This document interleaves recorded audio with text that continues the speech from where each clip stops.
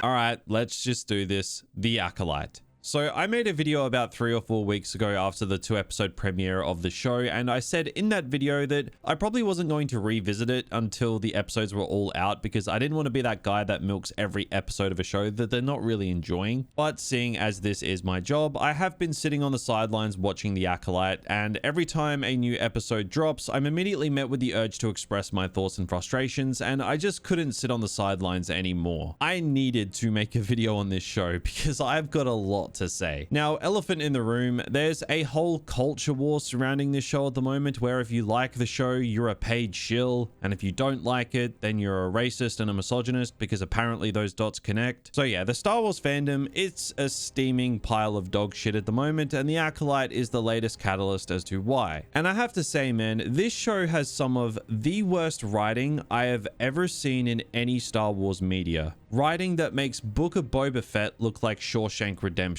And I found that the more I watch The Acolyte, the more I'm starting to see why it is just absolutely not working. There's a lot to get to in this video, so let's just dive in. Now, a major problem that The Acolyte has regards its episode length, which you may scoff at as no big deal, but this signifies a much larger issue with this show and why it is just not working. And we will get into all of those things in this video, so stick around. But the runtimes of The Acolyte's episodes are honestly a complete joke, with multiple episodes being only realistically 27 minutes long. For example, the introduction and credits of episodes 4 and 5 genuinely nearly take up a quarter of the actual episode. 35 minutes they're displayed as on Disney Plus, which even if there was no intro and credits is still pathetic to begin with, but then subtract around 7 to 8 minutes between the intro and credits, which gives you around 27 minutes of actual show. Like you're genuinely spending almost a quarter of the damn episode watching a recap and credits, making this borderline sitcom length premiere television. Keep in mind, this show has a $180 million budget. And I've got to say, it's really being highlighted right now because this show is currently competing with the likes of House of the Dragon and The Boys as big budget TV shows releasing at the moment. But all this is doing is highlighting why The Acolyte is such a laughingstock by comparison. Take intro and credits away and these Acolyte episodes are struggling to get past the 30-minute mark. The most recent episode of House of the Dragon, not even the longest one, just the most recent, was advertised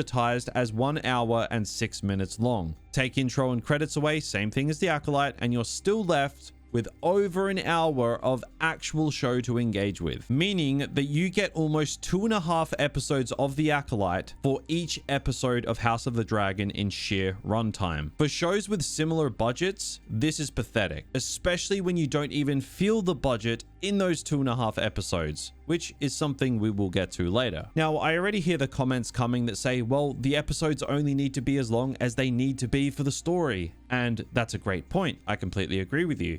But it is painfully clear that the Acolyte's episodes are too short for the story they're trying to tell, because character motivations shift on a dime. There is no build-up to the shift. Characters will literally seesaw their entire world philosophy on a moment's notice because they are clearly cutting corners with the writing. The writers of The Acolyte themselves have even publicly talked about the episode length guidelines they were given, with one of the writers replying back to a Twitter user regarding the episode runtime saying this: "We wrote this one and next week's together and they kind of had a total ballpark limit for the both. For reasons, next week's had to be the longer one, so this one had to be kept short." So her comment regarding this one having to be the short one was regarding episode 4 with its 35-minute advertised runtime. Again, take intro and credits away, 27 minutes. So in the writer's own words, that one had to be kept shorter so episode 5 could be longer. Guess how long episode 5 was? It was the exact same length as episode 4. Not to mention, the writer also mentioned that she had a ballpark to adhere to for episodes 4 and 5 in terms of overall episode length. But if you throw these two episodes together, it's still not even longer than a standard episode of House of the Dragon or The Boys. So before pen even even goes to paper, writers are being told over at Disney that these pitiful runtimes are part of the plan. So the whole "an episode is only as long as it needs to be" argument simply does not apply to this show at all, because they are forcing writers to meet disgustingly pathetic mandates to condense the story and drip feed it on their streaming service for as long as possible. Episodes 4 and 5, again, in the writer's own words, were written together, but it doesn't take a genius to figure out that episode 4 ended abruptly and episode 5 began abruptly. So logic says merge the episodes together so you can actually have a respectful runtime for a premiere TV show with a budget of $180 million. But no, Disney want what would normally be a standard runtime for a show of this scale and are splitting it into 2 sitcom-length episodes to keep your Disney Plus subscription running for an extra week. This is one of the most shameless examples I've seen from Disney milking their customers, and that list is very, very long. You, the viewer, are literally being screwed over. Now, I know every big company's goal is to make money when it comes to TV shows, I get it, but at least others are actually giving you some meat on the bone to justify the money being pumped into the show and the money that you spend to be able to watch it. Now, whether you like The Acolyte or not is completely irrelevant here. The practice from Disney here is disgusting, and it's by far the clearest evidence that this is content to them and nothing more. This isn't a story near and dear to their heart that they want to tell because they're passionate about it. This is content and nothing more, and they're milking everybody for it. Now, the abysmal runtimes and shitty practices from Disney trickle down into arguably the single biggest problem with this show, and that is the writing. The writing in this show is horrendously bad. Again, I'm sure a lot of it has to do with the enforced condensed episodes being mandated on these writers. When I was trying to give the show the benefit of the doubt in the first 2 episodes in my last video on the Acolyte, I said that there was a character flip for Sol that I found alarmingly quick. That being, he mentions to one of the Jedi that he watched May die with his own eyes. And then 2 seconds later, he just believes someone that she's alive. And I thought this was strange at the time, but I decided to half give the show the benefit of the doubt that maybe Sol lied about it, as there's a bit more going on with this character. But as per the 3rd episode, no, it was just a character changing his mind on a dime because the script said so, because we saw that what he said in the first place was true. That was just the first offense, because May, the evil twin of this show, has laughably bad motive inconsistencies that make it impossible to take her character seriously. Episode 4, which to be honest is just an embarrassing episode for this show because it's somehow filler in a show that has only 8 30-minute episodes. Like, you don't have the luxury of filler when your episodes are this short. You have to get to the point. None of this drip feeding shit. Like, 95% of the episode are characters walking through a forest and then, oh look, something actually happens, but episode's over now, because that's how this show works. You finally get to a point where the episode is actually getting somewhere because it's been more than 20 minutes, and then it's over the second things actually get moving. In this episode, we see May and Kamir track through the forest to reach the Wookiee Jedi Kalnaka to kill him. But along the way, after pretty bad dialogue and the not so subtle hints that Kamir is the master, great writing by the way, May just decides to turn her entire world philosophy on its head because she saw her sister. Never mind the fact that she still traveled to this planet to kill the Wookiee Jedi in the first place, but I guess you should forget about that. So she randomly decides to spring a trap on Kamir, repent for all her sins, aka murdering multiple Jedi, which has been her entire life mission by the way, and decides that she's going to do the right thing and turn herself into the Jedi. Allow them to arrest her, which is one of the worst examples of a character trying to redeem themselves I have ever seen. It's sudden, it's basically out of nowhere, it's just terrible writing, and it's clearly been sped up to deal with the bullshit episode length mandates we know this show has. But what happens after this is perhaps even worse. Remember when May said she'd hand herself into the Jedi because, you know, she just changed her entire life philosophy on a dime? Well, when the Jedi actually try and arrest her, like she wanted, she stops them and fights them. Like, what are we even doing at this point with this character? And in the next episode, after the fallout with the stranger and the lightsaber fights, May decides to pretend to be Osha by changing her clothes and cutting her hair. And the way they treat this moment as this super powerful, massive deal feel was, and I hate to say it, but it was just cringe, to be honest. Like, I don't know what they were going for here. They hold the shot for so long, the actress gives this awe-inspiring look, and the score crescendos. It's just really, really weird. Not to mention, absolutely stupid. Like, yeah, let's do a twin swap when one of the twins has a massive tattoo marking on her forehead. Like, people are defending this show. I don't understand. The writing is so bad. I was actually really worried that they were going to try and have the audience believe that Sol had no idea that this was May. But the end of the 6th episode lets us know that he did end up figuring it out. But, you know, there's still a massive tattoo on her forehead. But shut up. Don't think about it. Consume content, stupid viewer. Like, remember that really cringe moment when May cut her hair to go with Sol?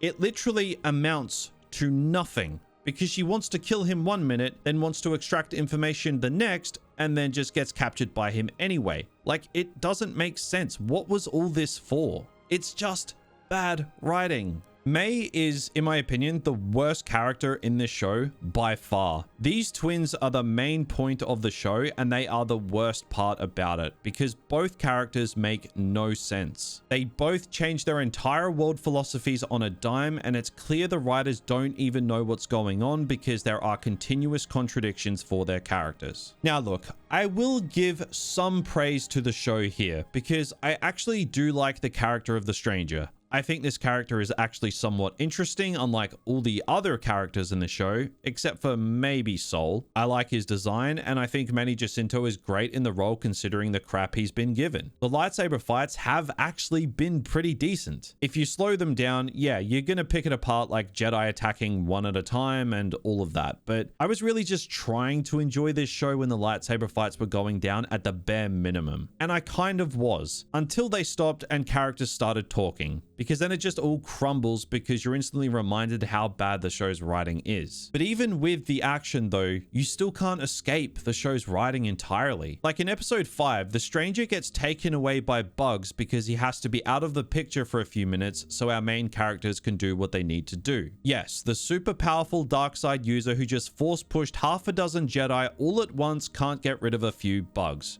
Great writing, 10 out of 10. Like, you really couldn't have thought of a better way to remove him from the situation for a little while than a few bugs, especially when you've established his power level. Like, I'm sorry, but I am not buying a character that can do this getting overpowered by bugs. This is like Kang the Conqueror getting defeated by ants in Quantum Mania. It's just stupid. There's also a really weird scene in episode 6 where for some reason we felt the need to have Kamir strip down naked and go swimming to then just come back and then progress the scene. Like, we didn't need Darth Cheeks to let the audience know that he was aware that Osha was following him and he has a scar on his back. You literally show the scar in a later scene anyway. So what is the point of this? This just feels like a scene ripped out of a show like Teen Wolf to have a thirst trap. This is just a really weird writing choice, to be honest. Like, why does this even exist? There's also a massive tonal imbalance with this show. They marketed the Acolyte as this dark murder mystery, and at times they haven't been afraid to lean into it being dark. But then you just get slapstick, goofy comedy 10 minutes later with characters that the show has been playing 100% straight this entire time.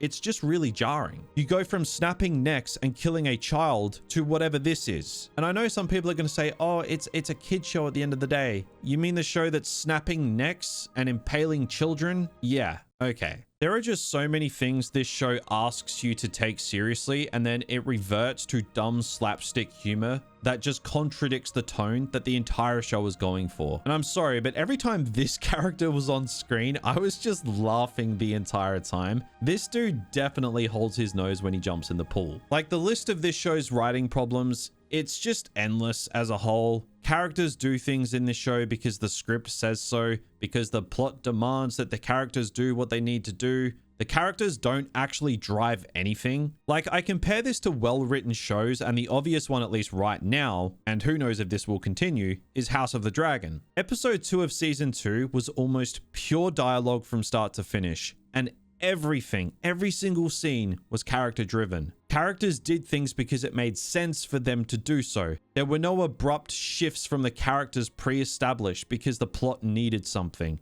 which is in stark contrast to the Acolyte. Characters constantly chop and change their minds so key beats of this story can be met at the pure expense of the character itself. It's just bad writing. Now, safe to say, in my video where I covered the first 2 episodes, I had some major issues with this show. One of those was the budget. Let's just talk about the Acolyte's budget for a second, because this show's budget has been a massive talking point because it is $180 million. Let's give that budget some context for a second. That is only just shy of Dune Part 2's budget. You know, one of the best looking movies I have ever had the pleasure of laying eyes on. But let's do another comparison. The Acolyte's budget would indicate that on average, this show has somewhere around $22 to $23 million per episode, which means that each episode of this show costs nearly double that of Godzilla -1. Yes, every episode costs nearly double than this absolute masterpiece. What in the money laundering is going on with this show? The Acolyte feels so claustrophobic, so contained, lacking in scope, because it looks like a Disney Plus show from top to bottom. There's barely been a shot in this show where I've gone, yeah, this is a galaxy far, far away. I think back to some amazing shots in shows like Andor where you actually felt the scale of the world, but you simply don't get that here. It feels like everything is filmed on the same soundstage, with this misty haze in the background that helps hide the green screen. I've seen this in various Disney Plus shows, and it's back again here. Which is weird because they made it clear that they weren't using the volume on this show, which I find hilarious because the volume was one of the marketing tools for early Disney Plus shows. Then people started to realize it looked like shit when it was overused, and now they're using its omission to market the show now. It's just funny how it's all flipped on its head. But I really am sitting here baffled as to where the budget is in this show. Is it the costumes? No, because most of them look like cosplay. Is it the sets? No, because every soundstage looks the same. Is it the on-location shooting? Maybe. Episode 6 might have been a little expensive to shoot on if they shot on location. Is it the CGI? Maybe, but the CGI looks bang average at the best of times. And let's be honest, most of the time, it looks absolutely terrible. Coruscant's wide shots look like a PlayStation 2 cutscene. This just does not look like a $180 million show. I don't care how much you might like the show, you can't tell me you think this show's budget justifies what we're seeing here. We joke about money laundering, but that makes more sense than anything at this point. Films and shows look 10 times more cinematic and larger in scope and scale with a fraction of the budget that this show has. Is it untalented filmmakers, rushed production, Disney cutting corners? Who knows? It's probably a bit of everything. All I know is this show looks terrible given the money being pumped into it. So, The Acolyte. This show is seriously disappointing. I held out hope after the first 2 episodes that this show might turn around. Episode 5 made people think for a second that this show might actually not be awful. But the second you don't let the lightsabers dictate the writing quality of the show, you realize just how many issues there are. Large in part due to the lack of talent in the writing room, and large in part due to Disney enforcing these pathetic runtimes in their shows that don't allow writers enough time to actually flesh these characters out. So what they do just makes absolutely no sense. What a disaster this show has turned out to be.